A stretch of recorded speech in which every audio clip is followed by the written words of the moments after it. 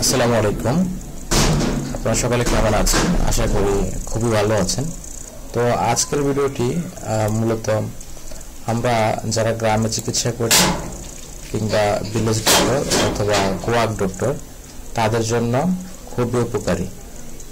ঠিক আছে, তো আজকের ভিডিওটি আমরা যারা আমজনতা আছি আমরাও দেখতে পাই, কারণ আমাদেরকে স্বাস্থ্য সম্পর্কে সচেতন হতে এবং মেডিকেলের ছোটখাটো কিছু বিষয় জানতে আজকের বিষয়টি সাহায্য করবে। তো আর আজকের ভিডিওতে যে টিপস গুলা বা এগুলো শেয়ার করা হবে এগুলো আপনারা আপনাদের দায়িত্বে নিজ দায়িত্বে জেনে বুঝে সেই টিপস গুলো বাস্তবে অ্যাপ্লাই করবেন, এটা আপনাদের দায়িত্ব। আশা করি এই ভিডিওটি যারা দেখতেছেন আপনাদের মেডিকেল জ্ঞান আছে। তারপর আমি তো এখানে রং কিছু বলবো না, ইনশাল্লাহ আমি যতটুকু জানি ততটুকুর ভিতরে আলোচনা করার চেষ্টা করব। তো আজকের ভিডিওটিতে আমরা শুরুতে আলোচনা করবো জাম নিয়ে। আমরা মানুষ যে যত বড় কিংবা ছোট কিংবা কঠিন কিংবা নর্মাল স্বাভাবিক যে কিছু সমস্যা নিয়ে শারীরিক সমস্যা ভুগি, সবকিছুর পিছনে মূলত একটি কারণ, সেটি হচ্ছে জাম, GERM, জাম, যার বাংলা নাম হচ্ছে আমরা যদি চিন্তা করি যেটা হচ্ছে জীবাণু। তো এটা আমরা সকলে জানি, এখানে না জানার কিছু নাই। এই জাম হচ্ছে মূলত কারণ। আচ্ছা, এই জামকে আবার দুভাগে ভাগ করা হয়েছে, একটা হচ্ছে ব্যাকটেরিয়া আর একটা হচ্ছে ভাইরাস। এই যে ব্যাকটেরিয়া, এই ব্যাকটেরিয়াটাকে দ্বারা যদি কোনো মানুষ আক্রান্ত হয় বা কোনো মানুষ যদি ব্যাকটেরিয়া দ্বারা কোনো সমস্যায় পড়ে, তখন এই ব্যাকটেরিয়াকে ওষুধের মাধ্যমে মারা যায়, মানে ওষুধের মাধ্যমে ব্যাকটেরিয়াকে মেরে ফেলা সম্ভব। তো আমরা এক কথা বলতে পারি, কোনো মানুষ যদি ব্যাকটেরিয়া দ্বারা আক্রান্ত হয় তাহলে তাকে অ্যান্টিবায়োটিকের মাধ্যমে খুব দ্রুত সুস্থ করে তোলা যায়। অপরদিকে হচ্ছে ভাইরাস। ভাইরাসটা হচ্ছে মূলত আমরা সবাই জানি এটা একটা ভাইরাস, আর ভাইরাসটা হচ্ছে মূলত এটা একটা অকোষীয় জীব। এটা আসলে ওষুধ দিয়ে এটাকে মারা যায় না। কোষের ভিতরে ঢুকলে এটা হয় জীব, আর যখন এটা কোষের বাইরে চলে আসে তখন এটা হচ্ছে আপনাদের অকোষীয় জীব। সুতরাং এটা দুইটা রূপ। এটা যদি মানে শরীরের ভিতরে অর্থাৎ কোষের ভিতরে ঢুকে তাহলে এটা হয়ে যায় জীব, আর শরীরের বাইরে আসলে তখন এটা হয়ে যায় এটা অকোষীয় জীব। এই ভাইরাসকে সহজে মারা যায় না, তাইলে এই ভাইরাস দ্বারা যে রোগগুলো হয় সেগুলোকে আমাদেরকে প্রতিরোধ করতে হবে। ঠিক আছে, এগুলো হচ্ছে প্রতিরোধ ছাড়া এগুলো থেকে বাঁচার তেমন ভালো কোনো উপায় নেই। তাই আমরা এই ভাইরাস জাতীয় যে রোগগুলো আছে এগুলোকে কিভাবে প্রতিরোধ করা যায় সে বিষয়টা নিয়ে জানবো। তো আমরা যারা আমজনতা আছে বা মেডিকেল সম্পর্কে আমাদের তেমন একটা নলেজ নাই, আমরা ভাইরাস জনিত বিভিন্ন রোগগুলো কিভাবে প্রতিরোধ করব, কিভাবে এই ভাইরাস জনিত রোগগুলো থেকে বেঁচে থাকবো, সেই বিষয়গুলো থেকে আমরা বাঁচতে পারবো। আমরা এই ভিডিওতে কিছুক্ষণ পরে ব্যাকটেরিয়ার আলোচনার পরে আমরা ভাইরাস নিয়ে আলোচনা করব। আর এই ভাইরাস নিয়ে জানলে আপনি আপনার জীবনকে অনেক কঠিন থেকে কঠিনতম রোগ থেকে বাঁচাতে পারবেন। ভাইরাস দ্বারা এমন কিছু রোগ হয় যে রোগগুলো যদি কারো হয় তাহলে এইগুলো থেকে সারতে অনেক টাকার খরচ হয়, এবং অনেক টাকা খরচ করার পরও আপনি সম্পূর্ণ সুস্থ হবেন কিনা সেটার কোনো গ্যারান্টি নেই। তা অপেক্ষা করুন, আমরা ব্যাকটেরিয়া নিয়ে আলোচনা করার পরে আমরা ভাইরাসে ঢুকবো। তো এবার আসুন তাহলে আমরা এখন যে জিনিসটা জানবো বা জানলাম সেটা হচ্ছে মূলত আমরা যে যত কঠিন কিংবা সহজ রোগে আক্রান্ত হয়ে না কেন তার পিছনে মূলত কারণ হচ্ছে জাম বা জীবাণু। এই জামকে দুভাগে ভাগ করা হচ্ছে, একটা হচ্ছে ব্যাকটেরিয়া, একটা হচ্ছে ভাইরাস। ঠিক আছে, তাহলে এখন ব্যাকটেরিয়া সম্পর্কে প্রাথমিক ধারণা পেলাম, ভাইরাস সম্পর্কে আমরা প্রাথমিক ধারণা পেলাম। তো এবার এই যে ব্যাকটেরিয়া, ভাইরাসটাকে আপাতত জন্য ভাইরাসটা কেটে দিলাম। আচ্ছা, ভাইরাসটাকে আমি জার্মের নিচে রাখি, ভাইরাস, VIRUS, ভাইরাস। আচ্ছা, এই ব্যাকটেরিয়া, এই যে ব্যাকটেরিয়া এটাকে আমরা দুই ভাগে ভাগ করা হয়েছে। একটা হচ্ছে এরোবিক,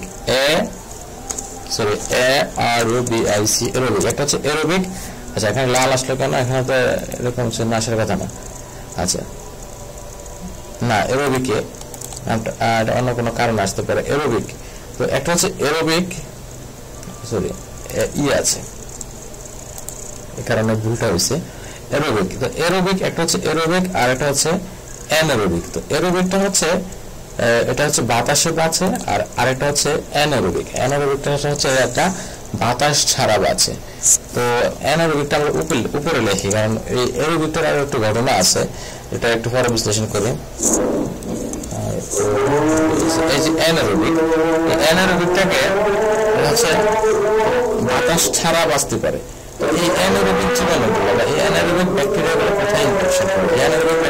সাধারণত আমাদের যে ব্রেনে ইনফেকশন করে, আমাদের মাস্কুলার ইনফেকশন করে, আমাদের যে হাড্ডি বা হাড় বা বোন যাই বলি না কেন এখানে ইনফেকশন করে। তাছাড়া আমাদের ডিপ ইউটেরাস অর্থাৎ ইউটেরাস ইনফেকশন করে এই অ্যানারোবিক জীবাণুগুলো, এখানে বাতাসের যাতায়াত নেই।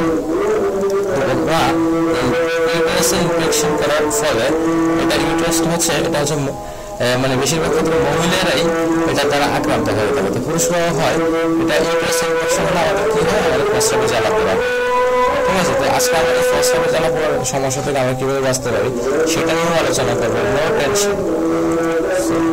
আচ্ছা, আজান দিচ্ছে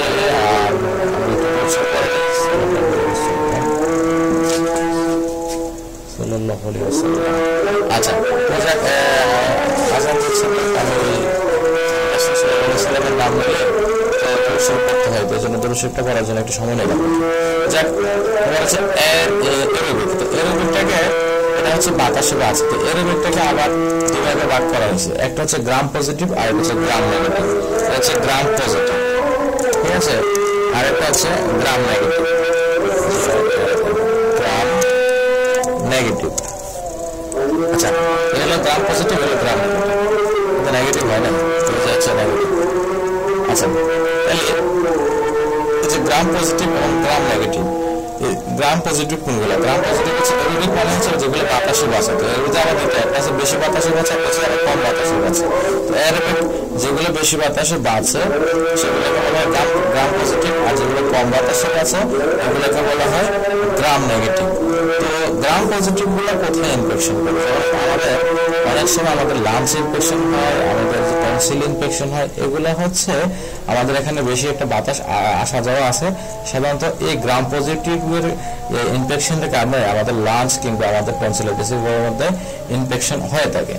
আর গ্রাম নেগেটিভ কোনগুলো? গ্রাম নেগেটিভ হচ্ছে ওই যে আমাদের যে ইউরিনারি ট্র্যাক্ট ইনফেকশন, ইউটিআই যেটাকে বলা হয়, তো এখানে ইনফেকশন করে।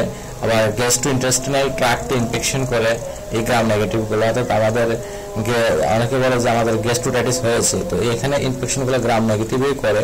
তাছাড়া আমাদের যে লাং বা লাঞ্চ যেটাকে বলি আমরা বাংলাতে লাঞ্চ, একটা লাঞ্চের কিন্তু অনেকগুলো শাখা প্রশাখা বা অনেকগুলা আছে। তো লাঞ্চের গ্রাম পজিটিভ যদিও আমরা আলোচনা করেছি যে গ্রাম পজিটিভ লাঞ্চ ইনফেকশন করে, তো গ্রাম নেগেটিভ লাঞ্চ ইনফেকশন করে।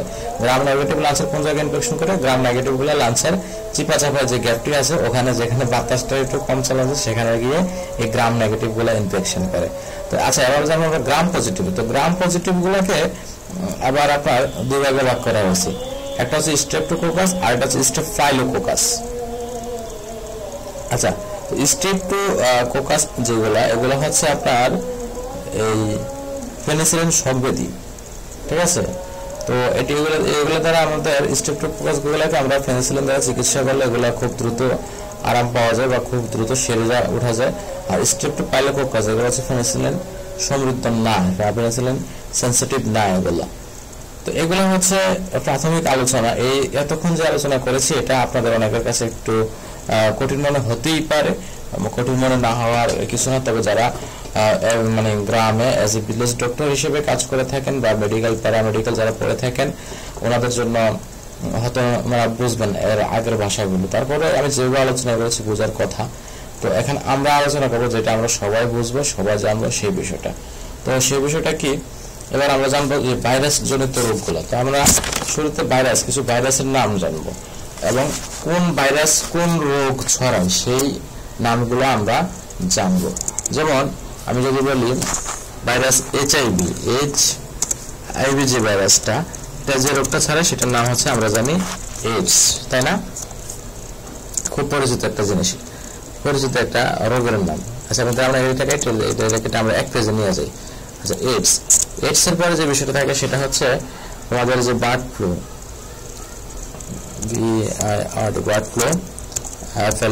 Bird flu. তো এরপরে এই বার্ড ফ্লু, আচ্ছা বার্ড ফ্লু থাকে এখানে। এরপর আছে আমাদের সোয়াইন ফ্লু, সোয়াইন ফ্লু। এরপরে আমাদের যে এটা হচ্ছে সেটা হচ্ছে স্মল পক্স।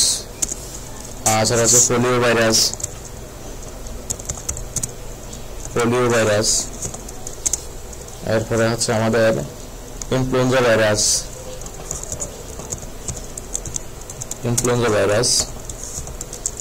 আচ্ছা, তারপরে যেটা সেটা হচ্ছে আমাদের মাম্পস।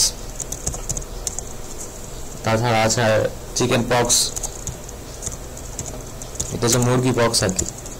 আচ্ছা, তারপরে হচ্ছে আমাদের হেপাটাইটিস ভাইরাস বি, সি, হচ্ছে আমাদের রেবডো ভাইরাস,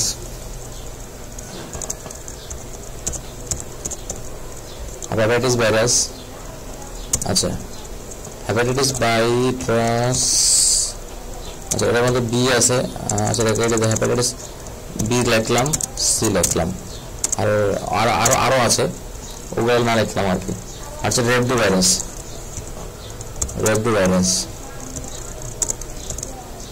আচ্ছা, এটা এই রেবডো ভাইরাস নিয়ে আমি একটু মানে একটু কনফিউশন বলতে, এটা অনেকে রেবডো বলে, অনেকে রেবকো বলে। এটার সঠিক শব্দটা আসলে এই মুহূর্তে আমার মনে আসতেছে না। তো আমরা কয়েকটা নাম জানলাম, ভাইরাসের নাম জানলাম। যেমন এইচআইভি ভাইরাস যে রোগটা ছড়ায় সেটার নাম হচ্ছে এইডস, আর বার্ড ফ্লু যে রোগটা ছড়ায় সেটার নাম হচ্ছে বার্ড ফ্লু, সোয়াইন ফ্লু যে রোগটা ছড়ায় সেটার নাম হচ্ছে সোয়াইন ফ্লু, স্মল পক্স যে রোগটা ছড়ায় সেটার নাম হচ্ছে স্মল পক্স, পোলিও ভাইরাস যে রোগটা ছড়ায় সেটার নাম হচ্ছে পোলিও ভাইরাস, ইনফ্লুয়েঞ্জা ভাইরাস যে রোগটা ছড়ায় সেটার নাম হচ্ছে ইনফ্লুয়েঞ্জা ভাইরাস, আর মাম্পস যে ভাইরাসটা যে রোগটা ছড়ায় সেটার নাম হচ্ছে মাম্পস। মাম্পস হলে আমাদের দেখি এটা আগে হতো অনেক, এখন মনে হয় একটু কমই হয়। এটা আমাদের গালের চোয়ালের দুই পাশ খুলে যায়। তো চিকেন পক্স, এটা সম্পর্কে আমরা সবাই জানি। চিকেন পক্স যে ভাইরাসটা ছড়ায় সেটার নাম হচ্ছে চিকেন পক্স। হেপাটাইটিস বি এবং সি যে রোগটা ছড়ায় এগুলো সাধারণত লিভার ক্যান্সার সৃষ্টি করে। হেপাটাইটিস বি এবং সি দুটা ভাইরাসের নাম, এবং এগুলা সাধারণত লিভার ক্যান্সারের মতন কঠিন রোগগুলো সৃষ্টি করে। এবং হেপাটাইটিস বি এবং সি যদি কারো পজিটিভ হয় তাহলে সে সরকারি কোনো জবে সহজে চান্স পায় না, প্লাস মানে সেই মেডিকেলে আনফিট হয়ে যায়, সরকারি কোনো গভর্নমেন্ট জবে চান্স পায় না, সে কি করে তাছাড়া বিদেশে যেতে পারে না। এটা হচ্ছে রেবডো ভাইরাস। রেবডো ভাইরাসটা হচ্ছে কি, এটা সাধারণত এটাকে আমরা বাংলায় বলি জলাতঙ্ক, বা কুকুরে কামড়ালে কুকুরে কামড়ে, এই ভাইরাসটা কুকুরের মাধ্যমে ছড়ায়। ঠিক আছে, তো এই বিষয়গুলো আমরা আলোচনা করব। তো আসলে শুরুতেই আমরা আলোচনা করব রক্তের মাধ্যমে যে ভাইরাসগুলো ছড়ায় সেই ভাইরাসগুলো নিয়ে। তো রক্তের মাধ্যমে কোন ভাইরাসগুলো ছড়ায়? রক্তের মাধ্যমে আমাদের ছড়ায় হচ্ছে এইচআইভি। এইচআইভিটা রক্তের মাধ্যমে ছড়ায়, এবং এটা যে রোগটা সৃষ্টি করে সেটা হচ্ছে এইডস, তাই নয় কি? আচ্ছা, তারপরে হচ্ছে আমাদের এইচআইভি এর পরে যেটা রক্তের মাধ্যমে ছড়ায় সেটা হচ্ছে হেপাটাইটিস গুলা। হেপাটাইটিস বি এবং সি, এগুলো হচ্ছে আমাদের রক্তের মাধ্যমে ছড়ায়। আর তারপরে যেটা আসে সেটা হচ্ছে আমাদের এই দুইটাই মূলত আমরা বলতে পারি যে রক্তের মাধ্যমে ছড়াতে। এই দুইটা আসলে খুবই ইম্পর্টেন্ট। তো এই দুইটা রেবিসটাও আমরা বলতে পারি রেবডো ভাইরাসের মাধ্যমে যেটা ছড়ায়, রেবডোর মাধ্যমে যেটা ছড়ায় সেটার নাম হচ্ছে রেবিস। আচ্ছা, তাহলে আমরা এই কয়েকটা বিষয় নিয়ে মূলত এখন আলোচনা করবো, দেখি আলোচনা কি আসে মূলত জিনিসটা। তাহলে এইচআইভি এইডস রোগ ছড়ায় মানে রক্তের মাধ্যমে যেগুলো ছড়ায় আর কি। এইচআইভিটা এইডস ছড়ায়, হেপাটাইটিস বি, সি, হেপাটাইটিসটা ছড়ায় যেগুলো সেটা হচ্ছে হেপাটাইটিস বি এবং সি, রেবডোটা ছড়ায় রেবিস, যার বাংলা নাম হচ্ছে জলাতঙ্ক। তো এখন আমরা যে বিষয়টা নিয়ে আলোচনা করবো সেটা হচ্ছে এই রোগগুলো আমরা কিভাবে প্রতিরোধ করতে পারি। এই যে রক্তের মাধ্যমে যে এইচআইভিটা ছড়াচ্ছে, হেপাটাইটিস বি, সি ছড়াচ্ছে, এগুলো আমরা কিভাবে করতে পারি? তো এইচআইভি আমরা অনেকেই জানি, আমরা সকলে জানি, অনেক ছোটবেলা থেকে জানি। এগুলো ছড়ানোর একমাত্র হচ্ছে আমাদের যে সেক্সুয়াল ইন্টারকোর্সের মাধ্যমে এইচআইভি হয়, এটা আমরা সবাই জানি। তবে আসলে সেক্সুয়াল ইন্টারকোর্সের মাধ্যমে শুধু এইচআইভি হয় না।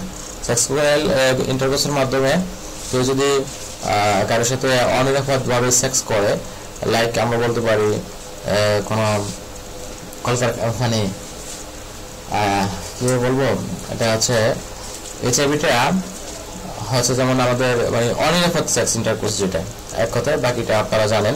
তো অনিরাপদ সেক্স ইন্টারকোর্স যেগুলো, সেগুলো হচ্ছে এইডস রোগ ছড়ানোর জন্য মূলত ফ্যাক্টর আর কি। এবং এই সেক্স ইন্টারকোর্সের মাধ্যমে শুধু এইচআইভি না, হেপাটাইটিস বি ছড়ায়, সি ছড়ায়, এবং এছাড়াও আরো কিছু রোগ আছে যেগুলোকে বলে এসটিডি, সেক্সুয়াল ট্রান্সমিটেড ডিজিজ, যেগুলার বাস্তব রূপ হচ্ছে আমাদের স্কিনে প্রবলেম হয়। ঠিক আছে, স্কিনে প্রস্রাব রাস্তার আশেপাশে বা যৌনাঙ্গের আশেপাশে কিছু প্রবলেম দেখা দেয়, এগুলো হচ্ছে মূলত এই কারণ, সেক্স ইন্টারকোর্সের কারণে। তাহলে আমরা এক কথায় বলবো যে HIV, AIDS, hepatitis B, C এগুলো থেকে বাঁচতে হলে আমাদেরকে নিরাপদ সেক্স ইন্টারকোর্স করতে হবে। এর জন্য আমাদেরকে সেক্স ইন্টারকোর্স করার সময় কন্ডম ব্যবহার করতে হবে, ঠিক আছে? তাহলে অনিরাপদ সেক্স ইন্টারকোর্স করলে কি হতে পারে? অনিরাপদ সেক্স ইন্টারকোর্স করতে হলে আমাদের হেপাটাইটিস বি, সি এবং এইচআইভির মতো কঠিন রোগগুলো আমাদের হতে পারে। সুতরাং আমাদেরকে অনিরাপদ সেক্স ইন্টারকোর্স করা যাবে না। অনিরাপদ সেক্স ইন্টারকোর্সগুলো প্রতিরোধ করার জন্য আমাদেরকে কন্ডম ইউজ করতে হবে। আচ্ছা, তারপরে এই যে hepatitis, HIV, AIDS, hepatitis B, C, rhabdo virus এগুলো থেকে বাঁচতে হলে রেবডো ভাইরাস আলোচনা একটু পরে আসবে। আমি হেপাটাইটিস বি, সি এবং এইচআইভিটা নিয়ে আলোচনা করতেছি।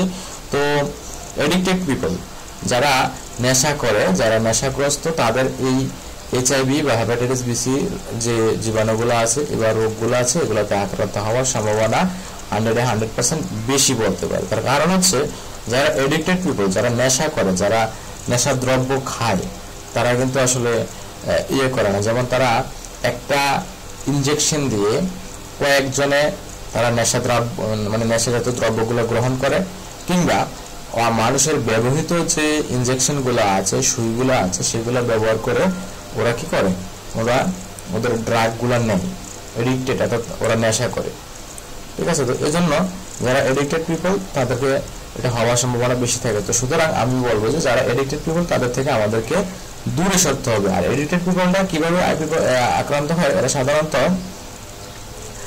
একদিন নেয়, 2 দিন নেয়, ওখানে শখের বসে, কিন্তু একদিন 2 দিন নিলে তাদের ভালো লাগে, এই ভালো লাগা থেকে তারা এটা আরো নিতে চায়, এক পর্যায়ে এমনই হয় এটা সে আর ছাড়তে পারে না। সে 3 বেলা ভাত যে খাই আমরা, সে ভাত খাবারটা ছাড়তে পারবে। আমি আপনি যারা সাধারণ আছি, আমরা কিন্তু ভাত ছাড়া, আমরা মাছে ভাতে বাঙালি, আমরা ভাত ছাড়া বাঁচতে পারি না। আমরা ভাত ছাড়া নিজেকে মানে ইয়ে করতে পারি না, ভাত আমাদের লাগবেই, মানে কম করে হলেও আমাদের ভাত খেতে হবে, এটা আমি মনে করি এজ এ মাছে ভাতে বাঙালি হিসেবে। তো ওরা বিষয়টা এরকম হয়ে যায় এক পর্যায়ে যে ওরা আসলে এই নেশার যে দ্রব্যগুলো আছে, নেশার দ্রব্যগুলো যদি ওরা না নেয় ওদের ভালো লাগে না। তারপরে এক পর্যায়ে দেখা যায় শুরুর দিকে ওরা যদিও নতুন নতুন ইনজেকশন কিনে ইয়ে করে নেয়, কিন্তু সবসময় ওরা বাঁচতে পারে না। ওরা এই মানে অন্যের ব্যবহৃত সুই দিয়ে ওরা নেশা করে, এক সুই দিয়ে কয়েকজনে একের অধিক জন লোকে নেশা করে। এমনকি কিছু কিছু ক্ষেত্রে এডিক্টেড পিপল যারা, ওরা ডক্টরসে চাইতে, যারা সেবিকা হিসেবে কাজ করে, নার্স হিসেবে কাজ করে, তারা তাদের থেকেও মানে ইনজেকশন পুশ করার ক্ষেত্রে তারা তাদের থেকেও বেশি দক্ষ হয়ে যায়, বুঝছেন? এই হচ্ছে নেশাগ্রস্তদের কাহিনী। তো যাই হোক, তাছাড়া আমাদেরকে কি করতে হবে? ডিসপোজেবল সিরিঞ্জ ব্যবহার করতে হবে এই রোগগুলো প্রতিরোধ করার সময়। অর্থাৎ একটা সুই একজনের বেশি লোকের ক্ষেত্রে ব্যবহার করা যাবে না। তো আমরা যে বিষয়গুলো দেখেছি, আমরা দেখেছি যে আগে বিশেষ করে আমাদের দেশে আজাম দ্বারা যে মুসলমানি করা হতো, ঠিক আছে, ডক্টরস না, আজাম, গ্রামে হয়তো অনেক কিছু বলতে পারে। আমরা যেটা দেখে এসেছি সেটা হচ্ছে আজাম নবীতে আর কি, আজাম না, দেখ আজাম নবী মুসলমানি করে। তো ওনারা হয়তো এটা আসলে ওনাদের দোষ দিব না, হয়তো জানতো না, ওরা একটা সুই দিয়ে কয়েকজনকে হয়তো অবশ করানোর সময় হয়তো ব্যবহার করতে এরকম একটা আমি স্পষ্ট দেখি নাই, শুনেছি যে একটা সুই দিয়ে কয়েকজনকে মুসলমানি করাইছে, অবশ করছে, অবশ করার পরে মুসলমানি করানো হয়েছে, এরকম দেখেছে। তো এই সুইটার মাধ্যমে আসলে কিন্তু এই রোগগুলো ছড়াতে পারে। অর্থাৎ একটা সিরিঞ্জ দ্বারা যদি একের অধিক লোককে ইনজেকশন দেওয়া হয় বা একের অধিক লোকের শরীরে যদি একটা সুই পুশ করা হয়, তাহলে এটার মাধ্যমে হেপাটাইটিস বি, সি এবং এইচআইভি ছড়াতে পারে। তো ঠিক আছে বন্ধুরা, এটা একটা পয়েন্টগুলো ডিসপোজেবল সিরিঞ্জ ব্যবহার করতে হবে। তাছাড়া ব্লাড দেওয়ার আগে অবশ্যই স্ক্রিনিং করে নিতে হবে। অর্থাৎ আমরা যদি কখনো কাউকে ব্লাড দেই, কিংবা ব্লাড দিলে সমস্যা না, আমার যদি খারাপ ব্লাড হয়, আমার শরীরে যদি হেপাটাইটিস বি থাকে, আমার শরীরে যদি হেপাটাইটিস সি থাকে, কিংবা এইচআইভি ভাইরাস থাকে, আমি যদি কাউকে দেই তাহলে আমার কোনো ক্ষতি হবে না, ঠিক আছে? কিন্তু আর যদি মানবিক দিক থেকে চিন্তা করে, আমি জানি আমার শরীরে এইচআইভি আছে, আমি জানি আমার শরীরে হেপাটাইটিস বি, সি আছে, তাহলে আমি জেনে বুঝে আর একটা মানুষকে কেন এই ব্লাডটা দিব, ঠিক আছে? এটা হচ্ছে ইয়েটা আর কি। তো আমি যেটা বলতে চাচ্ছি সেটা হচ্ছে কারো থেকে ব্লাড গ্রহণ করার আগে অবশ্যই আমরা তার ব্লাডের মধ্যে এইচআইভি আছে কিনা, হেপাটাইটিস বি, সি আছে কিনা, এগুলো আমরা এক্সাম করে নিব। তার এই এক্সাম করার ফলে আমরা জানতে পারবো যে তার শরীরে আসলে হেপাটাইটিস বি কিংবা সি কোনো জীবাণু আছে কিনা। তো বন্ধুরা, আমি এখানে আরো বেশি ক্লিয়ার করতে চাই, আমরা ব্লাড ট্রান্সফিউশনের সময় অনেকে দেখি আমরা শুধু হেপাটাইটিস আমরা এইচআইভিটা ম্যাক্সিমাম ক্ষেত্রে চেক করে থাকি ব্লাড ট্রানজাকশনের সময়। এইচআইভিটা বেশিরভাগ ক্ষেত্রে করা হয়, হেপাটাইটিস বিসিটা সবাই করে না। তো আমি বলবো আপনারা ব্লাড যখন ট্রান্সফিউশন করবেন, আপনার কাছের মানুষ কিংবা পরিচিত আত্মীয়স্বজন যদি কখনো ব্লাড ট্রান্সফিউশনের প্রয়োজন হয়, শরীরে ব্লাড দিতে হয়, রক্ত দিতে হয়, তাহলে অবশ্যই রক্ত দেওয়ার আগে আপনি যার থেকে রক্তটা গ্রহণ করবেন তার শরীরে এইচআইভি, হেপাটাইটিস বি এবং সি আছে কিনা এটা একটু কষ্ট করে হলেও যাচাই করে নেবেন। তার কারণ হচ্ছে কষ্ট করে বলতে কি, আপনার দুটো পরীক্ষা বেশি করতে হতে পারে।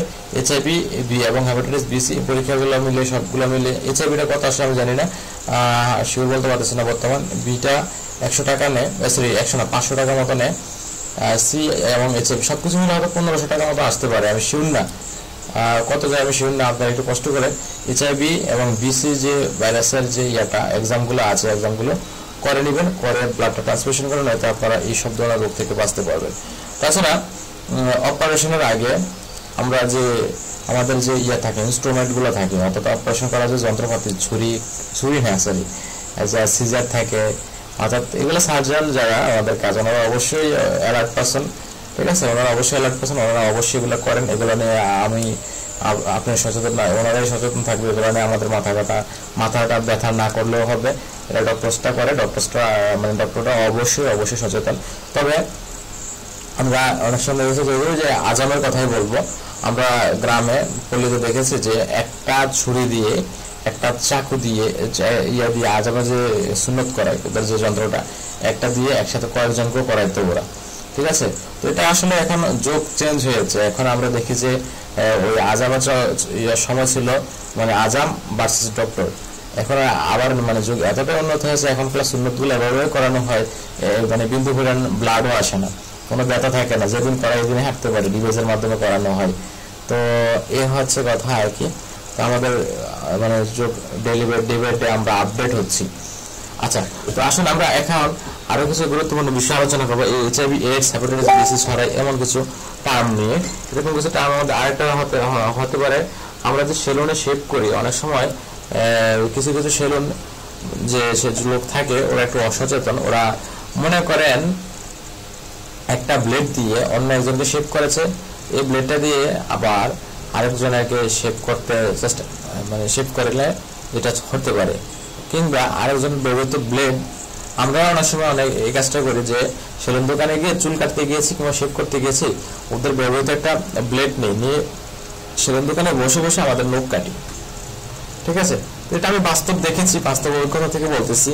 তো এই যে আমরা সেলুন দোকানে ওদের থেকে একটা ব্লেড নিয়ে, অর্থাৎ ওর ব্যবহৃত একটা ব্লেড নিয়ে এই যে আমরা নখ কাটতেছি, এই নখ কাটার সময় যদি আমার শরীরের কোনো অংশ কাটে, ঠিক আছে, ওই ব্লেডের মধ্যে, অর্থাৎ এই ব্লেডটাতে যাকে শেভ করা হয়েছে ওই লোকটা যদি এইচআইভি কিংবা হেপাটাইটিস বি সি কোনো ভাইরাস দ্বারা আক্রান্ত থাকে, এবং হেপাটাইটিস বি এবং সি দ্বারা যদি কোনো মানুষ আক্রান্ত থাকে, তখন তার কিন্তু এরকম হয় না যে সে অসুস্থ, সেটা বোঝা যায়, এটা বোঝার কোনো উপায় নেই, একমাত্র পরীক্ষা। কিন্তু এটা অসুস্থ অবস্থায় অনেকদিন মানুষ সুস্থ থাকে, যখন এটা তীব্র আকারে ধারণ করে তখন তো বোঝাই যায় যে সে অসুস্থ, কিন্তু এগুলা সুস্থ মানুষের শরীরে অনেক সুস্থ অবস্থায় থাকে। তখন ওই ব্লেডের মধ্যে যদি এই রোগের জীবাণুগুলো থাকে, তাহলে কিন্তু আমি এইচআইভি এইডস কিংবা হেপাটাইটিস বি এবং সি দ্বারা আক্রান্ত হতে পারে। সুতরাং এই বিষয়টার ক্ষেত্রে আমাদের খেয়াল রাখতে হবে। তো বন্ধুরা, এবার আসবো আমরা বাতাসের মধ্যে যে ছড়ায় যেগুলা, সেগুলা কোনগুলা। তো বাতাসের মধ্যে ছড়ায় সাধারণত আমাদের এই যেগুলা, আমাদের মধ্যে এই যে মাম্পস ছড়ায় বাতাসের মাধ্যমে,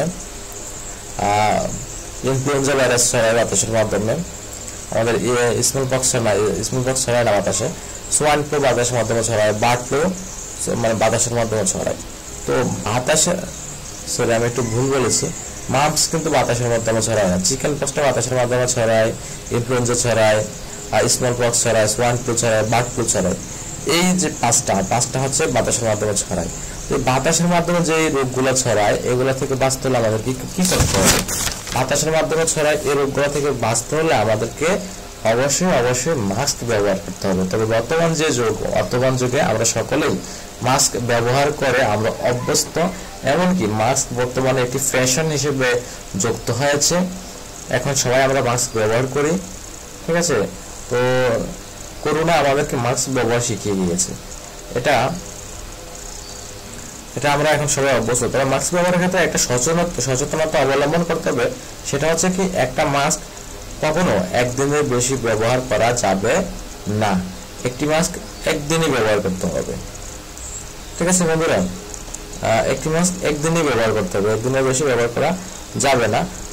মাস্কটাকে একদিন ইউজ করছি, এটা ধুয়ে দেবো, ধুয়ে আবার শুকানোর পরে আবার দেবো। সুতরাং আমরা যারা প্রতিদিন মাস্ক ব্যবহার করি, প্রয়োজনে আমরা 7টা মাস্ক কিনে নেব, মানে ডে বাই ডে একটি করে মাস্ক ইউজ করবো। প্রতি সপ্তাহে একদিন আমরা সবগুলো মাস্ক ধুয়ে দেবো। কিংবা আমরা সকালবেলা যে মাস্কটি পরে বের হয়েছি, সন্ধ্যার সময় বাসায় ফেরার পরে আমরা রাতে ঘুমানোর আগে মাস্কটি পরিষ্কার করে ঝুলিয়ে দেবো, যাতে সকালবেলা যাওয়ার সময় আমরা আবার এই মাস্কটি শুকিয়ে পড়তে পারি। তো বন্ধুরা, খামারে যারা কর্মরত আছে আমাদের রীতিমতো স্বাস্থ্য পরীক্ষা করতে হবে। খামারে যারা চাকরি করে তাদের এই রোগগুলোর মধ্যে, যেমন swine flu, small pox, bird flu, influenza, এগুলোর মধ্যে, এগুলো যারা খামারে কাজ করে তাদের মধ্যে ছড়ানোর সম্ভাবনা বেশি থাকে। তাছাড়া জ্বরের সাথে যদি কারো শ্বাসকষ্ট থাকে, জ্বরের সাথে যদি শ্বাসকষ্ট থাকে, তাহলে এটাকে আমরা সোয়াইন ফ্লু ভাইরাস হিসেবে সন্দেহ করতে পারি। আর চিকেন পক্স হলে আমাদের 3য় দিন থেকে ফুসকা ওঠে। ঠিক আছে, আমরা যদি লক্ষ্য করে দেখবো যে আগে যদি কোনো গ্রামে চিকেন পক্স কারো হইতো, আমরা কোথাও মানে একজনের হইলে এটা অনেকের হইতো। তার কারণ কি?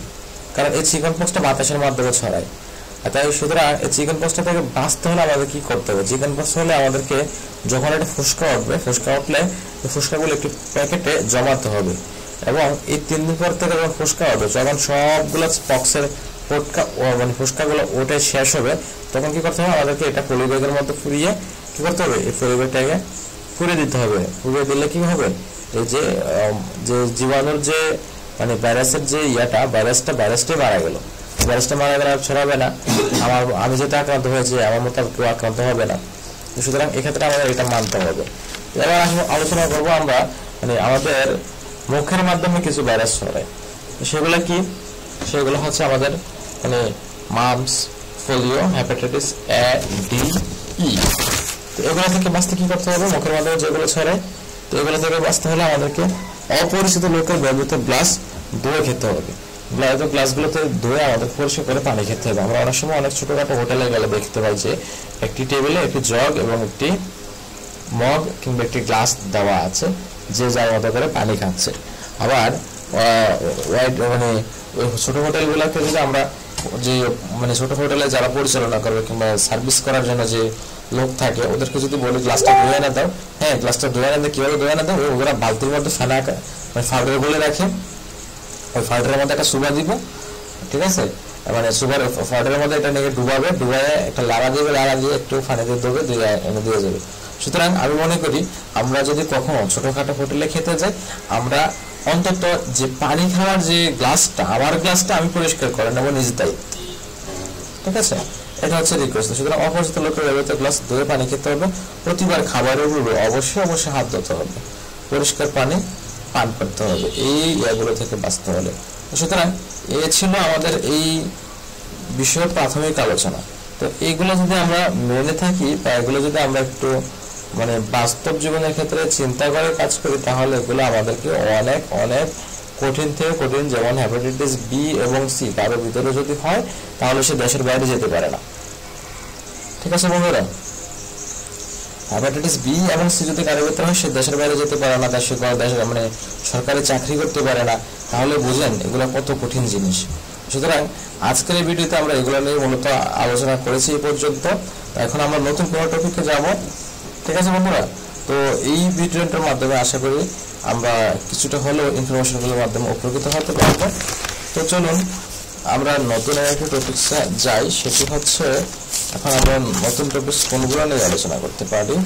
তো বন্ধুরা আসুন এবার আমরা আরো একটি মজার বিষয় নিয়ে আলোচনা করবো। সেটা হচ্ছে আমরা অনেক সময় একটি খাবার দীর্ঘদিন একটি কোঠার মধ্যে বা বোতলে পড়ে ছিল বা বোতলে আবদ্ধ ছিল, ওই খাবারটি আমরা খাই। ওই খাবারের মাধ্যমে আমরা কিছু রোগে আক্রান্ত হতে পারি। সুতরাং আমি এখানে এটা নিয়ে ডিটেলস আলোচনা করবো না, শুধু এটা বলবো বদ্ধ খাবার। অর্থাৎ বিদেশ থেকে অনেক সময় দেখবেন কিছু খাবার আছে, এগুলা লং টাইম কত কোঠার মধ্যে পুড়িয়ে বলে রাখা হয়। তো এগুলো আসলে খোলে রান্না করে খেতে হবে, এটা একটা খেয়াল রাখতে হবে।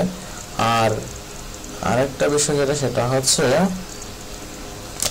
এগুলো নিয়ে আমরা আরেকটু পরে আলোচনা করতে যাচ্ছি। সবগুলো বিষয়ে আসলে মোটামুটি অনেক আরো বড় আলোচনা আছে, আমি শর্টকাট করে আলোচনাটা করেছি। আচ্ছা, তো আজকে আমরা আরো একটি বিষয় নিয়ে আলোচনা করতে পারি, সেটি হচ্ছে হাইপারটেনশন অর্থাৎ উচ্চ রক্তচাপ, অথবা আমরা যাকে গ্রাম্য ভাষায় বলি প্রেসার। প্রেসারকে ভাগ করা হয়েছে আমাদের তিনটি ভাগে ভাগ করা হয়েছে, মাইল্ড, মডারেট, সিভিয়ার। মাইল্ড কোনটা? মাইল্ড হচ্ছে অর্থাৎ যার নিচের যে প্রেসারটা সিস্টোলিক ডায়াস্টোলিক যে প্রেসারটা বা নিচের যে প্রেসারটা, যেটা যদি 90 থেকে 105 এর মধ্যে থাকে এটাকে বলা হয় মাইল্ড।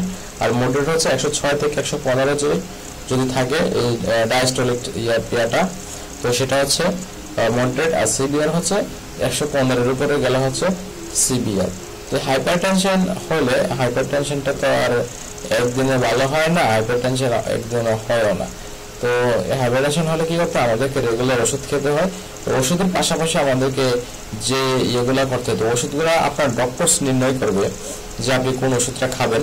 তবে আমরা কিছু বিষয় জানবো যে এগুলো আমরা ওষুধের পাশাপাশি খেলে আমরা আমাদের কি মানে হাইপারটেনশনটা কিছুটা কন্ট্রোল করতে পারবো। সেটা হচ্ছে আমরা এক নম্বর আমরা দুশ্চিন্তা করা বন্ধ করব।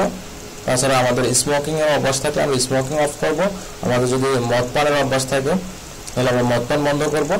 আর যেটা করতে হবে সেটা হচ্ছে আমরা যদি তৈলাক্ত জাতীয় খাবার খাই, চর্বি জাতীয় খাবার খাই, ওই খাবারগুলো আমাদের খাওয়া বন্ধ করতে হবে। আর আমাদের যেটা করতে হবে ওটাতে বাঁচার জন্য সেটা হচ্ছে আমাদের মেডিটেশন করতে হবে। মেডিটেশন কিভাবে করতে হয় সেটা নিয়ে ইউটিউবে অনেক ভিডিও আছে, তো সেখানে সার্চ দিবেন। তো সেখান থেকে আসলে সেখান থেকে মেডিটেশন কিভাবে করতে হবে আমরা শিখে নিতে পারবো। তাছাড়া আমাদেরকে যে হাই প্রেশারের যে ওষুধগুলো রেগুলার গ্রহণ করতে হবে। এবং আমাদের যে ভাতের সাথে আমরা অনেকে কাঁচা লবণ খাওয়ার অভ্যাস আছে, ভাতের সাথে কাঁচা লবণ খাওয়া আমরা বন্ধ করে দিব। তো হাইপারটেনশন যদি হয়ে থাকে অর্থাৎ কারো যদি প্রেশার বেড়ে থাকে, আমরা যদি প্রাথমিকভাবে চিন্তা করি কি দেওয়া আছে, প্রাথমিকভাবে চিন্তা করলে আমরা বলতে পারি যেমন কারো যদি 90 থেকে 105 হয়ে থাকে তাহলে তাকে প্রোপানল যে ট্যাবলেট গুলো আছে সেগুলো দেওয়া হয়। হ্যাঁ, আর তাছাড়া যদি কারো যদি মডারেট হয়ে থাকে তাকে যেটা দেওয়া হয় ওই যে অ্যাটেনোলাল প্লাস অ্যামলোডিফিন জাতীয় যে ওষুধগুলো আছে এই দুটার কম্বিনেশন দেওয়া হয়। একটা সকালে দিলে একটা রাতে কিংবা সকাল রাতে একসাথে মিলে দেয়। আবার এখন বাজারে এই দুটারই মানে মিক্সার ওষুধ পাওয়া যায়, যেমন এনজিলক 50+, এরকম মিক্সার ওষুধ পাওয়া যায় মডারেটের ক্ষেত্রে।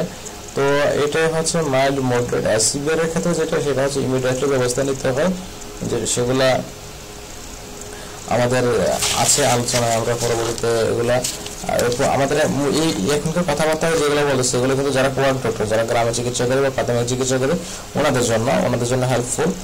তো এই হচ্ছে বিষয়টা।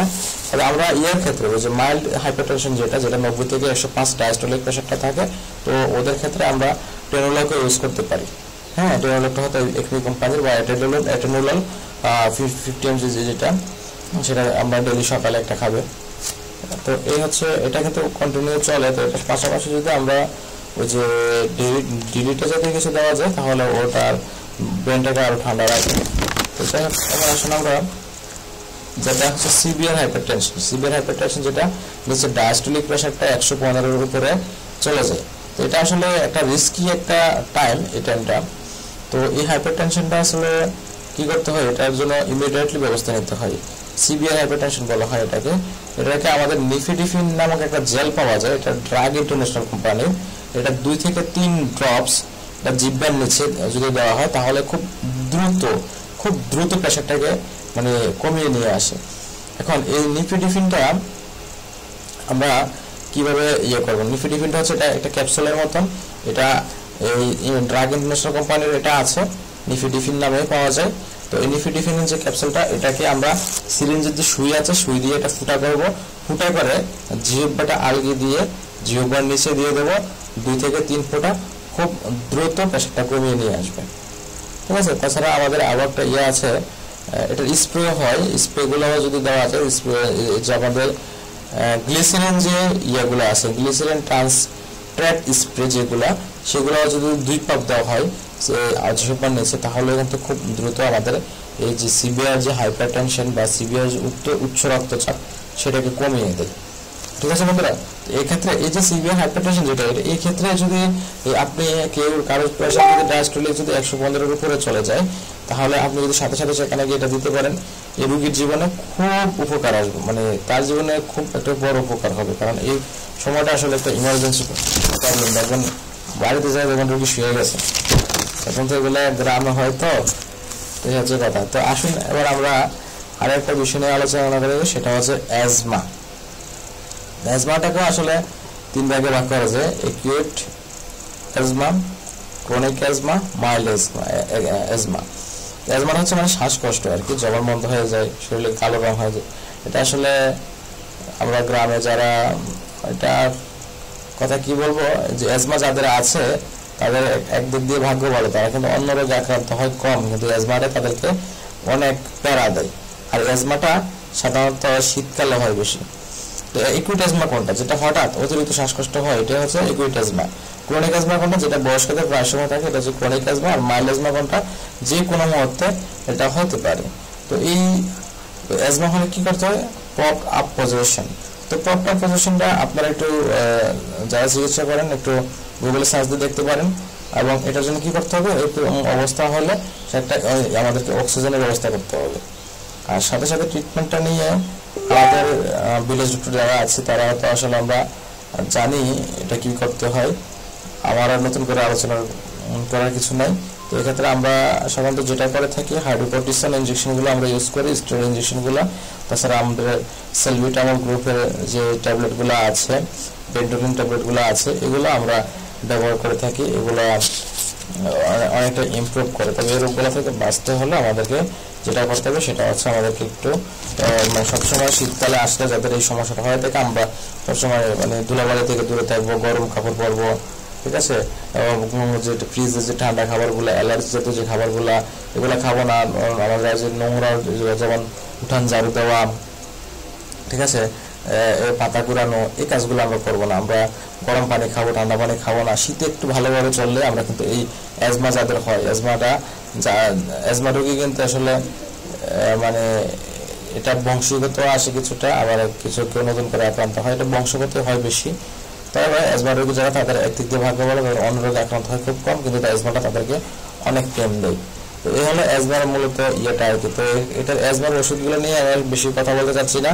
আর বেশি শ্বাসকষ্ট হলে, যেটা অ্যাজমাজনিত শ্বাসকষ্ট, অ্যাজমাজনিত শ্বাসকষ্টটা আপনারা বুঝবেন কিভাবে। অ্যাজমাজনিত শ্বাসকষ্ট আপনি রোগীর হিস্টোরি নিলে বা যিনি পেশেন্ট ওনার যদি হিস্টোরি আসে, তো সেক্ষেত্রে আমরা জানতে পারবো যে উনি অ্যাজমার পেশেন্ট কিনা। কিংবা আমরা যদি স্টেথোস্কোপ দিয়ে আমরা যে তাদের যে লাংয়ের যে শব্দটা যদি শুনতে পাই, তাহলে আমরা বুঝতে পারবো যে এটা আসলে অ্যাজমা কিনা আর অন্য কিছু। তো অ্যাজমা হলে এটা বেশি প্রবলেম হলে এটা ইনহেলার আছে, নেবুলাইজার আছে। এখন তো আসলে যুগ খুবই উন্নত। এখন মোটামুটি গ্রামের বিভিন্ন জায়গাতে, বিভিন্ন ছোটখাটো আমরা কোয়াক যারা আছে, আমরা অনেক সময় আমরা দোকানেই আমরা নেবুলাইজার ব্যবহার করে থাকি। এবং নেবুলাইজার মেশিনও এখন অনেক দাম কম।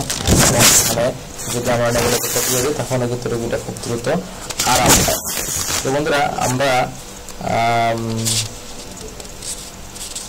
আর পেট্রিক ক্যান্সার নিয়ে আমরা আসলে আলোচনা করার কিছু না। এখন ওরা নিজেরা চিকিৎসা করে ফেলেছে, বলে আমার গ্যাস্ট্রিকে চাপ দিচ্ছে বেশি, আমাকে একটা সেট দেন। তো এটা নিয়ে আলোচনা করবো না। আসলে আমরা আইবি কিছু স্যালাইন নিয়ে আলোচনা করি। এই ভিডিওটা আমাদের গ্রামের ডক্টর যারা গ্রামে চিকিৎসা করি তাদের জন্য একটু হেল্পফুল। তো স্যালাইনে যারা আমরা যদি স্যালাইন নিয়ে, আইবি স্যালাইন নিয়ে আলোচনা করি, তাহলে এটা হচ্ছে দুইটা স্যালাইনকে দুই ভাগে ভাগ করা আছে। একটা হচ্ছে ইনফিউশন, আর এটা হচ্ছে ইনফিউশন, এটা হচ্ছে ট্রান্সফিউশন। তো এখানে আসলে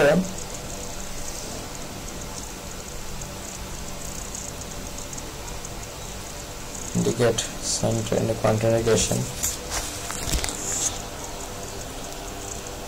Hartmann solution, এটা রক্তের, আচ্ছা Hartmann solution একটা স্যালাইন আছে, এটা নিয়ে যদি আমরা আলোচনা করি, এটা রক্তের অ্যানালাইসিস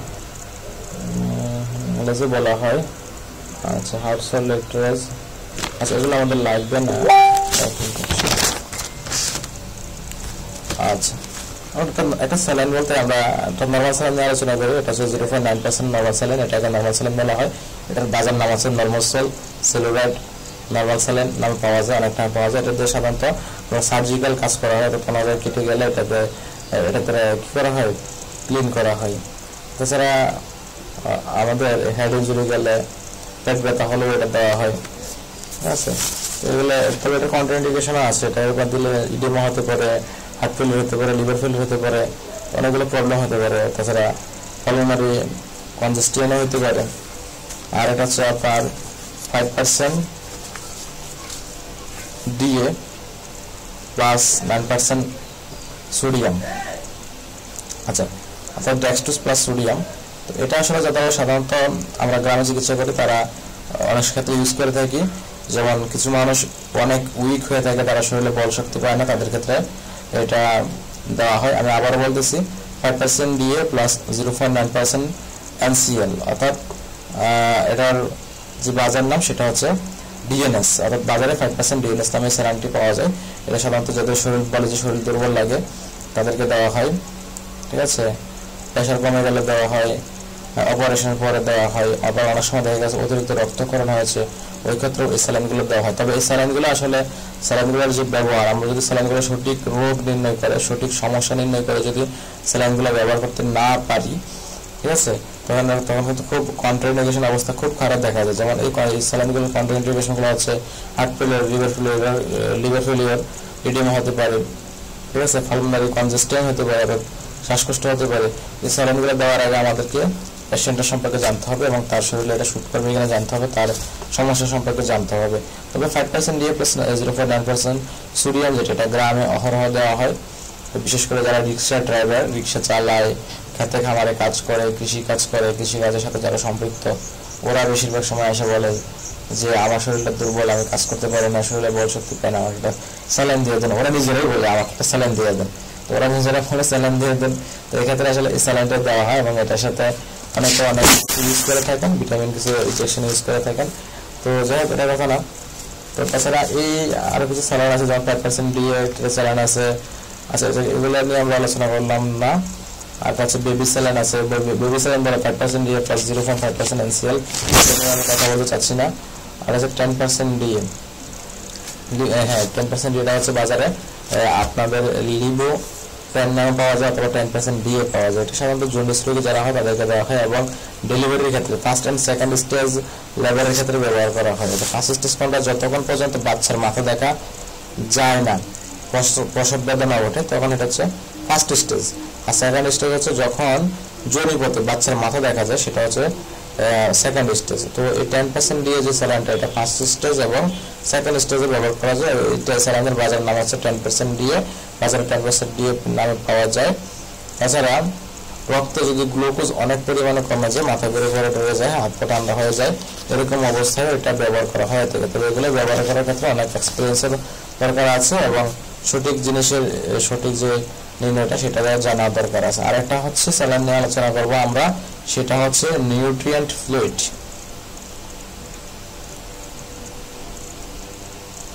নিউট্রিয়েন্ট ফ্লুইড যার বাজার নাম হচ্ছে আমরা অ্যামাইনো গোল্ড নামে পেতে পারি, অথবা আচ্ছা এগুলোকে সাধারণত কাঁচের বোতলে স্যালাইন বলা হয়। গ্রামে যারা চিকিৎসা করে তাদেরকে অনেক সময় আয়সা বলে যে ভাই আমাকে একটা ইয়ে দেন, যে বোতলের স্যালাইন দেন, ঠিক আছে। তো এগুলো 350 টাকা দামে হয়তো পাওয়া যায় বাজারে, তো 350 টাকা দামের একটা স্যালাইন দেন আমাকে, এরকম কিছু বলে থাকে আর কি। তো আসলে এই স্যালাইনটাও অনেকটা মানুষকে ইয়ে করে। তো এটা দিতে হয় হচ্ছে প্রতি মিনিটে 5 থেকে 8 ফোঁটা, কারণ এটা অ্যালার্জি হতে পারে, ঠিক আছে। আর কখনো যদি অ্যালার্জি হয় বা কোনো ওষুধ ইউজ করার ফলে সমস্যা হয়, তাহলে আমরা সাথে সাথে কি ইউজ করবো, আমরা এর সাথে ডেক্সামেথাসোন দুটি দেওয়া যায় একসাথে। স্যালাইনটা দেওয়ার পরে যদি কোনো সমস্যা দেখা দেয়, আমরা এর সাথে সাথে স্টেরয়েড ব্যবহার করতে পারি যদি কোনো প্রবলেম হয়, যেমন ডেক্সামেথাসোন দুটি দেওয়া যায়, অথবা হাইড্রোকোর্টিসন 10 mg একটি দেওয়া যায়। এটা হচ্ছে এটা কথা আর কি। তো এই যে কাঁচের বোতলের যে স্যালাইনগুলো হয়, যেগুলো আছে মানে আমার আসলে এই মতো নামটা মনে আসতেছে না, অ্যামাইনো গোল্ড নামে পাওয়া যায়, অ্যামাইনো গোল্ড, ফ্যাটি গোল্ড। তো এগুলা সাধারণত শরীর দুর্বল লাগে দেওয়া হয়, ঠিক আছে। আবার অনেক সময় দেখা যায় যে ক্যান্সারের কারণে অনেকে খেতে পারে না, তখন দেওয়া হয়। তো এগুলোর কন্ট্রাইন্ডিকেশন আছে। কন্ট্রাইন্ডিকেশনগুলো কি? কন্ট্রাইন্ডিকেশনগুলো জ্বর হতে পারে, খিঁচুনি হতে পারে, হাত ফুলে যেতে পারে। এরকম সমস্যা যদি দেখে যে স্যালাইনটা দেওয়ার পরে তার হাত ফুলে যাচ্ছে, ঠিক আছে, হাত ফুলে যাচ্ছে, তাহলে আমার সাথে স্যালাইনটা খুলে ফেলবো, তাকে একটা স্টেরয়েড দিয়ে দেবো। স্টেরয়েড বলে যেমন ডেক্সামেথাসোন আমরা দিয়ে দিতে পারি। তো এগুলো হচ্ছে গ্রামের একদম প্রাথমিক লেভেলের কথাবার্তা। তো এই বিষয়টা আসলে আমি এই যে বিষয়গুলো নিয়ে আসি কথা বললাম, তো সেগুলো নিয়ে যদি আমরা আলোচনা করে থাকি, মানে যে এ পর্যন্ত যতটুকু আলোচনা করছি সেটার বিষয়টা যেটা দাঁড়ায় সেটা হচ্ছে আপনারা যারা গ্রামে চিকিৎসা করেন বা ডিপ্লোমা ডক্টর যারা বা যারা প্যারামেডিক্যাল ডক্টর, আপনাদেরও নলেজ আছে। তো আমি নিজে যতটুকু জানি, আমার ভাষাটা কিন্তু একদম সাধারণ ভাষা ছিল, আমি নিজে যতটুকু জানি সেই ইয়া থেকে আলোচনা করেছি। তবে এগুলো অ্যাপ্লাই করার ক্ষেত্রে আপনাদেরও মতামত থাকতে পারে, ঠিক আছে। তবে নলেজ আছে, তবে সাধারণ যারা আছেন যারা বিষয়গুলো নিয়ে জানেন না, ওনারা এগুলো নিয়ে অ্যাপ্লাই করবেন না। অ্যাপ্লাই করে পরে বলবেন না যে ভাই আপনার ভিডিও দেখে অ্যাপ্লাই করেছি।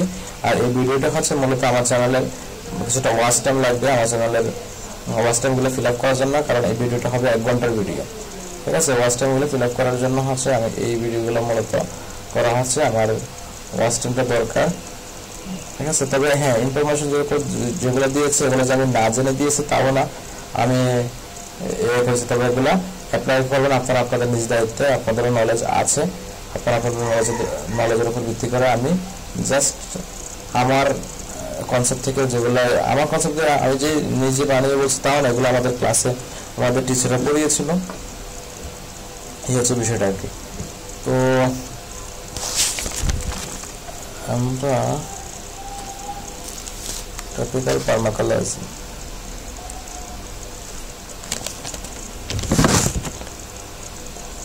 আচ্ছা তাছাড়া আজকের এই ভিডিওতে আমরা আরো একটা বিষয় আলোচনা করতে পারি, সেটা হচ্ছে আমাদের ফাঙ্গাল ইনফেকশন নিয়ে আলোচনা করতে পারি। এই যে সামনে কিন্তু গরম আসছে, তো এখন অনেকেই ফাঙ্গাল হয়। ফাঙ্গালগুলো হয় সাধারণত কোথায় কোথায়, আর আমাদের বাংলাদেশের রোগ হচ্ছে ফাঙ্গাল, ঠিক আছে। কারণ এই ফাঙ্গালটা হয় ধুলোবালি থেকে, যেমন ডায়াবেটিস যে রোগটা, হাইপারটেনশন যে রোগ, এটা হচ্ছে বড় লোকের রোগ, মানে বড় লোকের বা ধনীদের রোগ, এগুলো গরিবদের রোগ না। হাইপারটেনশন, ডায়াবেটিস এগুলো যারা বেশি সুখী, যাদের টাকা পয়সা বেশি, ঠিক আছে, যাদের ভাতের অভাব নাই, তাদের হয় বেশি হাইপারটেনশন আর ডায়াবেটিস, ঠিক আছে। তো এই যে ফাঙ্গালটা বা যে দেশগুলো বেশি উন্নত সে দেশে এই ডায়াবেটিস গুলো হয়ে থাকে, কারণ ওরা বেশি আরামপ্রিয় এবং ইয়াতে যেমন আমরা আমাদের দেশের হিসেবে আমাদের দেশের আবহাওয়ার সাথে এই স্কিন ডিজিজ গুলা হওয়াটা স্বাভাবিক, এবং এটা আমাদের দেশের রোগ, এটা আমরা ধুলাবালির কারণে এটা হয়। তো এই রোগগুলা কি করে হয়, আমাদের যে ফাঙ্গাল ইনফেকশন হলে আমাদের চুলকাবে, চুলকানোর পরে কষ্ট বের হবে একটা রিংয়ের মতন হবে, যেটা বলে রিংওয়ার্ম। রিংওয়ার্মটা কি আপনারা গুগলে সার্চ দিলে পাবেন, ছবি পেয়ে যাবেন, স্ক্যালিং থাকে, ঠিক আছে। তো এই যে ইয়েটা মানে ফাঙ্গাল ইনফেকশনটা, এই ফাঙ্গাল ইনফেকশন আমাদের কি করতে হবে, ফাঙ্গাল ইনফেকশন হলে আমরা এক হচ্ছে আমাদের পরিষ্কার পরিচ্ছন্ন থাকতে হবে, দ্বিতীয়ত হচ্ছে আমরা এখানে প্রোকোনাজল গ্রুপের ওষুধগুলো ইউজ করতে পারি, ঠিক আছে। তো প্রোকোনাজল গ্রুপের ওষুধগুলো কোনগুলো, সে যেমন ফ্লুগাল, স্কোয়ার কোম্পানিটার নাম আছে ফ্লুগাল, 50 mg নামে একটা পাওয়া যায়, একটা হচ্ছে 150 তে পাওয়া যায়। তো অল্প হলে আমরা 10 দিন যদি খাই মানে ফ্লুগাল 50 mg-টা, আর সাথে আমরা ইয়া গ্রুপের ওষুধটা মাইক্রোনাজল প্লাস ট্রায়ামসি নোরন অ্যাসিটোনেট যে ওষুধের গ্রুপটা, সেটা যদি আমরা সেই দুটা গ্রুপের মানে সমন্বয়ে যে মলমটা সেটাও যদি আমরা ইউজ করি, তাহলে আমরা খুব দ্রুত আরাম পাবো। সেটা কি হতে পারে, সেটার আর একটা নাম হচ্ছে, সেটা হচ্ছে ফেবিসন। ফেবিসন নামে কিছু ক্রিম পাওয়া যায়, সেই ক্রিমটা লাগাবো যেখানে চুলকাবে, অর্থাৎ চুলকাবে বলতে যেখানে রিং ওয়ার্মটা পড়বে, অর্থাৎ যেটা ফাঙ্গাল ইনফেকশন হয় যে রিং ওয়ার্মটা হয়েছে, চুলকাইছে প্রচুর, চুলকানোর পড়লে এখান থেকে কসকস বের হয়, এটা রিংয়ের মতন হয়ে গেছে, ওইটাই হচ্ছে রিং ওয়ার্ম। এবং সেখানে আমরা মলমটা লাগাবো এবং আমরা ফ্লুগাল ট্যাবলেট এই রাতে একটা খাবো। এভাবে আমরা 10 দিনে 10টা ফ্লুগাল ট্যাবলেট খাবো আর একটা ফেবিসন ক্রিম লাগাবো, তাহলে আমাদের যে ফাঙ্গাল ইনফেকশন সেটা শেষ হয়ে যাবে। তো এই পর্যায়ে আমরা আর একটা বিষয় নিয়ে আলোচনা করবো, সেটা হচ্ছে আমাদের যে ইয়ার বিষয়টা, সেটা হচ্ছে হিস্ট্রি টকিং উইথ পেশেন্ট। অর্থাৎ একটা পেশেন্ট যখন ভিলেজ ডক্টরের কাছে আসে, কিংবা সিনিয়রদের কথা যারা মানে এমবিবিএস ডক্টর অথবা এফসিপিএস করা ডক্টর, ওনাদের তো অনেক এক্সপিরিয়েন্স, তো আমরা তো ওনাদের সাথে কম্পেয়ার করলে হবে না। তো আমরা যারা কোয়ার্ড ডাক্তার আছে বা আমরা যারা চিকিৎসা করি, তো তাদের জন্য যে বিষয়টা দাঁড়ায় সেটা হচ্ছে, যেমন একটা রোগী আসলে আমরা দেখি যে সে এসে বলতেছে ভাই আমার পেট ব্যথা, আমাকে ট্যাবলেট দেন, ভাই আমার এই সমস্যা, আমাকে একটা ট্যাবলেট দেন, আইসা ডাইরেক্ট ট্যাবলেট। অনেক সময় আসে আমার রোগী নিজেই বলে ফেলে যে আমার পেট ব্যথা, আমাকে একটা ইয়ে দেন, যে নরবিস দেন। হ্যাঁ, এছাড়া আরো কিছু ওষুধ আছে নামই বলে ফেলে, এখন আমার পেট ব্যথা, আমাকে একটা গ্যাস্ট্রিকের ট্যাবলেট দেন। যাই হোক, আমরা যখন আমরা ছোটখাটো চিকিৎসা করতে পারি, কিন্তু আমরা তো প্রেসক্রিপশন করার একটা প্রেসক্রিপশন যদি থাকে একটা ধারাবাহিকতা বজায় থাকে। এখানে আমরা যে বিষয়গুলো দেখা হয় সেটা হচ্ছে জেনারেল পার্টিকুলার্সে দেখা হয় নাম, বয়স, জেন্ডার, রিলিজিয়াস, অর্থাৎ একটা মানুষ তার বয়স ভেদে, তার জেন্ডার ভেদে, ধর্ম ভেদে তার বিভিন্ন রোগ আক্রান্ত হতে পারে। শুধু তা নয়, মেরিটাল এবং আনমেরিটাল হিস্ট্রিগুলো দেখতে হয়। একটা পেশেন্টের সাথে কথা বললে কোন কোন বিষয়গুলো দেখতে, সেটা নিয়ে এখন আমরা আলোচনা করতেছি। একটা পেশেন্টের সাথে যখন কথা বললে আমরা তার বয়স সম্পর্কে জানবো, তার জেন্ডার সম্পর্কে জানবো, তার ধর্ম সম্পর্কে জানবো, কারণ বয়স, জেন্ডার, ধর্ম ভেদে বিভিন্ন ধরনের কিছু জিনিস ভিন্ন রূপ নেই। তাছাড়া মেরিটাল স্ট্যাটাস, বিবাহিত এবং অবিবাহিত ভেদেও কিছুটা ইয়ে নেই। তো জন্য আমরা মেরিটাল এবং আনমেরিটাল হিস্ট্রিগুলো জানবো, অকুপেশনাল হিস্ট্রিগুলো জানবো। তার সাথে কথা বললে আমরা তার মূল সমস্যাটা কি, সেই সমস্যাটা আমরা ফাইন্ড আউট করার চেষ্টা করব। তার বর্তমান, অর্থাৎ হিস্ট্রি অফ প্রেজেন্ট ইলনেস, তার বর্তমান যে সমস্যা, সেই সমস্যাটা ফাইন্ড আউট করতে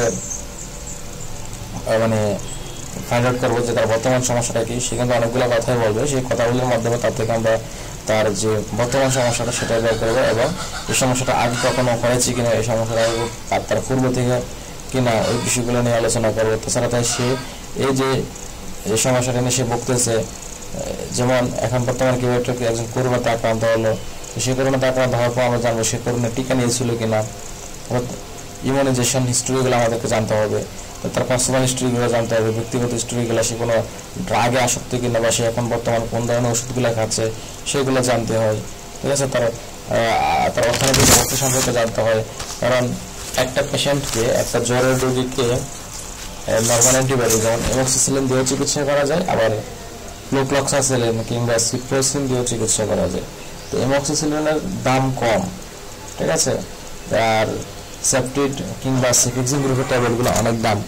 তো একজন দারিদ্র লোক যদি আসে, তাকে যদি আমি এমক্সিসিলিন না দিয়ে তাকে যদি আমি সেফিক্সিমের কথা চিন্তা করি, সে কিন্তু তখন সেফিক্সিমটা খেতে পারবে না, কারণ এক একটা সেফিক্সিম ট্যাবলেটের দাম হচ্ছে 35 টাকা, আর একটা এমক্সিসিলিন ট্যাবলেটের দাম হচ্ছে 7 টাকা কিংবা 8 টাকা। ঠিক আছে, তো এইভাবে তাদের একটা রোগীর সাথে কথা বলে তাদের অর্থনৈতিক অবস্থা সম্পর্কে জানতে হবে, ওইটার উপর ভিত্তি করে আমাদেরকে তাদেরকে ওষুধ দিতে হবে। আচ্ছা, তাকে আমরা জেনারেল এক্সামিনেশন করে নেব। জেনারেল এক্সামিনেশন কি হবে, তাদের চেহারা দেখে বুঝতে হবে তার অবস্থাটা কেমন, তার যে ইয়েটা আছে, তার নিউট্রিশন কেমন, তার মধ্যে অ্যানিমিয়া আছে কিনা, জন্ডিস আছে কিনা, ইডিমা আছে কিনা দেখতে হবে। ঠিক আছে, তাছাড়া আবার বিপি দেখতে হবে, পালস দেখতে হবে, টেম্পারেচার দেখতে হবে, ডিহাইড্রেশন আছে কিনা দেখতে হবে, বডি হেয়ার দেখতে হবে। এগুলো দেখে আমরা তার লিম্ফগুলো দেখতে হবে। ঠিক আছে, লিম্ফগুলো দেখে পরীক্ষা করে নিতে হবে। তো বেশিরভাগ রোগীর হাত পা ফ্যাকাশে কিনা বা গ্ল্যান্ডগুলো ফুলা আছে কিনা এগুলো দেখতে হবে, মুখ ফুলা আছে কিনা এগুলো মানে এক পলকে দেখে নিতে হবে। আর এটাতে পেশেন্ট আসলে তার সাথে কথা বলার সময় কিংবা আমরা অন এক্সাম করে যা পাবো জেনারেল এক্সামিনেশনে, এগুলো আমাদেরকে দেখে নিতে হয়। তো বন্ধুরা, এই পর্যায়ে আমরা আলোচনা করব পান্ডু রোগ নিয়ে, পান্ডু জন্ডিস। ঠিক আছে, এই ভিডিওটা 1 ঘন্টা পুরাতে হবে আর কি, এর জন্য একটার পর একটা এক ভিডিওর মধ্যে আমি ঢুকাচ্ছি। তো পান্ডুর যে বিষয়টা দাঁড়ায় সেটা হচ্ছে, পান্ডুর বিষয়টা আসবে হলো, পান্ডুর যে বিষয়টা দাঁড়ায় সেটা হচ্ছে জন্ডিস। ওয়াও, আচ্ছা, আমরা সেখানে আরেকটা বিষয়ের মধ্যে ভুলে গিয়েছিলাম, ওই যে ভাইরাস নিয়ে যে আলোচনা করছিলাম, আমরা রেবডু ভাইরাসটা মনে আলোচনা করেছিলাম না। তো পান্ডুর আগে আমরা রেবডুটা নিয়ে আলোচনা করি। রেবডুটা হচ্ছে রেবডু ভাইরাস যেটা রেবডু থেকে আমাদের যেটা হয় সেটা হচ্ছে রেবিস। রেবিসের বাংলা হচ্ছে জলাতঙ্ক। এই জলাতঙ্ক হয় কুকুরের কামড়ালে। আচ্ছা, কুকুরের কামড় দিলে তো আবার থালা ফোড়া নেই, কলা ফোড়া নেই, ঠিক আছে? তখন থালা ফোড়া কলা ফোড়া কতটুকু কাজ হয়? অনেক সময় দেখবেন থালা ফোড়া খাওয়ার পরও, থালা ফোড়া দেওয়ার পরও, কলা ফোড়া দেওয়ার পরও মানুষ কি হয়, রেবিস দ্বারা আক্রান্ত হয়ে মারা যায়, ঠিক আছে? তো এই রেবিসটা যেটা সেটা হচ্ছে কুকুরের কামড়ের মাধ্যমে হয়। আর এই কুকুরটাকে সাধারণত যে কুকুরটা এই রেবিস দ্বারা আক্রান্ত হয় সেটাকে আমরা গ্রাম্য ভাষায় বলি পাগলা কুত্তা বা পাগলা কুকুর, পাগল কুকুর, যাকে সামনে হবে তাকে সে কামড়াবে। তো এর রেবিসের যে ইয়াটা সেটা হচ্ছে কাউকে যদি কোনো কুকুর কামড় দেয় কিংবা আঁচড় দেয়, সেখান থেকে যদি বিন্দু পরিমাণ রক্ত বের হয়, বিন্দু পরিমাণ রক্ত যদি বের হয় তাহলে তার রেবিসে আক্রান্ত হওয়ার সম্ভাবনা। তবে এবার কুকুরের কামড় দিলে কিংবা কুকুরের আঁচড় দিলে যে সে রেবিসে আক্রান্ত হবে সেটাও না।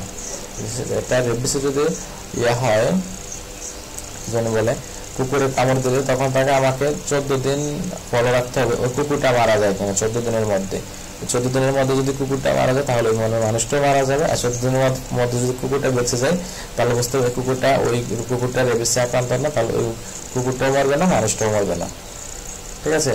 তো এটা হচ্ছে রেবিসের ইয়ার কথা। সুতরাং রেবিস ইয়াটা একে বাঁচতে হলে আমাদেরকে কুকুর থেকে একটু সাবধানে থাকতে হবে। রেবিসটা ছাড়া আমাদের সাধারণত ইয়ার মাধ্যমে আমার ইয়ার সময় আমি রেবিসের একটা পেশেন্ট দেখছিলাম, সেটা হচ্ছে মানে কুকুর যে কামড় দিছে, এমন ভাবে কামড় দিছে, সে এটা মেয়ে ছিল, মেয়েটার বয়স ছিল তখন সর্বোচ্চ মেয়েটার বয়স 10 হবে,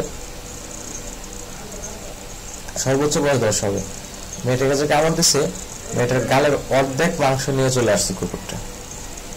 বুঝলেন কি অবস্থা করছে? বুঝছেন, গালের অর্ধেক মাংস কুকুরটা নিয়ে আসছে, এরকম একটা অবস্থা। তো এখন যে বিষয়টা দাঁড়ায়, আমাদেরকে অনেক সময় দেখা যাচ্ছে কুকুর সে তার বাচ্চাকে খাবার খাওয়াচ্ছে, আমি তাকে ডিস্টার্ব করলাম, সে খাবার খাচ্ছে, আমি তাকে ডিস্টার্ব করলাম, সে ঘুমাচ্ছে, আমি তাকে ডিস্টার্ব করলাম, ঠিক আছে? তখন তো আমি যদি ডিস্টার্ব করি তখন সে বাধ্য আমাকে কামড় দিতে। আর একটা প্রমাণ আছে, কুকুর নাকি হাঁটুর উপরে কামড়ায় না। তবে ওই পেশেন্টটা দেখার পরে আমার বাস্তব অভিজ্ঞতা হলো যে কুকুর হাঁটুর নিচে না, কুকুর মানে হাঁটুর উপরে কামড়ায়। মানে আগে জানতাম যে কুকুর সবসময় হাঁটুর নিচে কামড়াতো, তো ওইটা দেখার পরে বাস্তবায়ন হলো যে কুকুর হাঁটুর নিচে না, হাঁটুর উপরে কামড় দেয়। আচ্ছা, এছাড়া আসলে আমাদের 3 মিনিট আছে, 3 মিনিটে আমরা আবারও বলবো, ভিডিও শেষ পর্যায়ে চলে আসছি, আবারও বলবো, আবারও বলতেছি, এই ভিডিওটা মূলত আমাদের এই চ্যানেলের ওয়াচ টাইমটাকে গেইন করার জন্য, এই চ্যানেলের ওয়াচ টাইমটাকে বাড়ানোর জন্য হচ্ছে এই ভিডিওটা করা মূলত উদ্দেশ্য। তারপরে আমি মানে এই চ্যানেলের ভিডিও যেগুলো করছি এগুলো কোয়াড ডক্টর যারা আছে তারা এই বিষয়গুলো সম্পর্কে 100% সচেতন, ওনারা জানে এবং ওনারা এগুলো অ্যাপ্লাই করার সময় এগুলো জেনে বুঝেই অ্যাপ্লাই করবেন। আপনারা আপনাদের নিজ দায়িত্বে অ্যাপ্লাই করবেন, কারণ আপনাদের নলেজ আমার থেকেও আশা করি আমি আমার নলেজ অনুসারে আলোচনা করেছি। আর আমরা সাধারণভাবে যারা আছি তারা এগুলো কখনো উইদাউট ডক্টরস পরামর্শ ছাড়া আমরা এগুলো অ্যাপ্লাই করতে যাব না, যদি এখানে কিছু বলে থাকি। তারপরে একটা ওভারঅল একটা প্রাথমিক ধারণা নেওয়ার জন্যই বললাম। একটা জিনিস হচ্ছে, যেমন কুকুরের কামড় দিলে জলাতঙ্ক হতে পারে, ঠিক আছে? আপনি জানেন কুকুরের কামড় দিলে জলাতঙ্ক হতে পারে, তাহলে আপনি কি করলেন? আপনাকে কুকুরের কামড় দেওয়ার পরে আপনি ডক্টর খুঁজবেন, কিংবা যেখানে গেলে আপনি কুকুর থেকে বাঁচতে পারবেন সেটা, মানে কুকুর কামড় দেওয়ার ফলে যে ক্ষতিগুলো হয় ওগুলো সম্পর্কে জানতে পারলেন। তো কুকুরে কামড় দিলে আপনি কত ডক্টরের কাছে যাবেন যে আমাকে কুকুরে কামড় দিয়েছে, আমি কি করবো, বা ভ্যাকসিন নেওয়ার প্রয়োজন হলে ভ্যাকসিন নেবেন। কুকুরে কামড়ে এখন আবার ভ্যাকসিন হয়, আগে 14টা দেওয়া লাগতো, এখন 14টা দেওয়া লাগে না, এখন খুব উন্নত, এখন 5টা দিলেও চলে। তো যাই হোক, এগুলো নিয়ে আমরা পরে আলোচনা করবো। তো এগুলো সম্পর্কে আপনি জানলেন, আর যখন আপনি জানেন না যে কুকুরে কামড় দিলে জলাতঙ্ক হয়, তো আপনার কুকুর কামড় দিচ্ছে, আপনি তোর কুকুর কামড় দিচ্ছে বা আপনার একটা আঁচড় লাগছে, এখানে টেনশনের কিছু নেই, এটা ঠিক হয়ে যাবে, আমাদের ব্যথা করতেছে না, কুকুর আঁচড় না দিচ্ছে। অথবা এমন হতে পারে কুকুর আপনার ফাঁস দিয়ে গায়ে লেগে গেছে, হ্যাঁ কুকুর তো আমাকে ইয়ে করছে, আমাকে ডাক্তারের কাছে যেতে হবে। তো এই ভিডিওটার মাধ্যমে আপনি সচেতন হতে পারবেন যে কি হলে আপনাকে দ্রুত ডক্টরের কাছে যাওয়া দরকার, কিংবা ডক্টরস এই প্রবলেমটা থেকে আপনার এই প্রবলেমটা হতে পারে, এই বিষয়গুলো সম্পর্কে আশা করি আপনি একটা মূলত একটা বেসিক ধারণা পেয়েছেন। সুতরাং আমি বলবো এই ভিডিওর আলোকে যদি কোনো কিছু অ্যাপ্লাই করতে হয় আপনারা ডক্টরের সাথে কথা বলে আলোচনা করে বা আপনাদের নিজ দায়িত্বে এগুলো অ্যাপ্লাই করবেন, এটা হচ্ছে আমার রিকোয়েস্ট। সুতরাং আমি এই ভিডিওতে যে আলোচনা করেছি এগুলো আশা করি আপনারা মনোযোগ সহকারে দেখেছেন এবং এটা থেকে আশা করি আপনাদের এই ভিডিওটি ভালো লেগেছে। ভিডিওটি যদি ভালো লাগে থাকে একটু কমেন্টস, এটা রাইট, একটু শেয়ার করার অনুরোধ রইল। এটা কি হইল? Thanks for watching.